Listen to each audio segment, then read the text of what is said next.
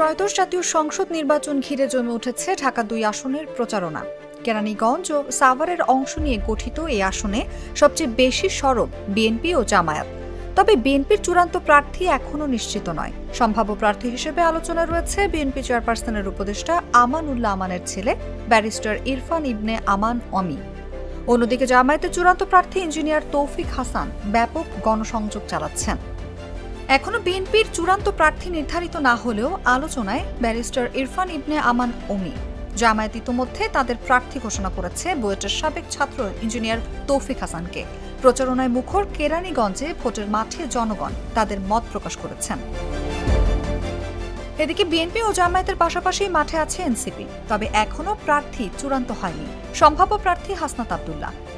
এই আসনের প্রধান সমস্যা গ্যাস সংকট ও যানজট বলছেন জনসাধারণ। আঙ্গুল এলাকার মূল সমস্যা গ্যাসের সমস্যা, কারেন্টের সমস্যা, রোজগারের সমস্যা। দেশে বাংলাদেশের লোকজন বেশিরভাগ বেকার, কাজ কাম নাই, সমস্যা, কোনো ব্যবসায় শান্তি নাই।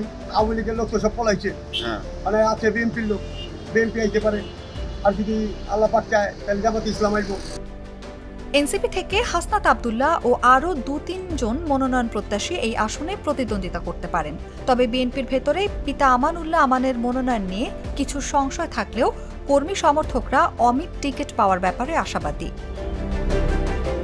বিএনপির দখলে থাকা আসন হলেও ২০১৮ সালে বিতর্কিত ভোটে বিপুল ব্যবধানে হেরেছিলেন অমি। তবে এবার তার প্রচারণা আরও পরিকল্পিত।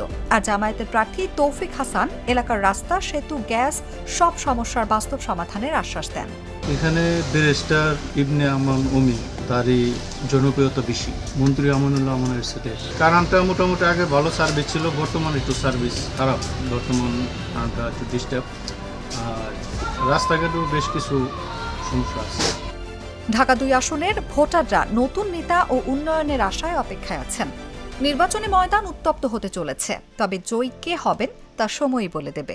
অনুভা বিশ্বাস, জাগো নিউজ।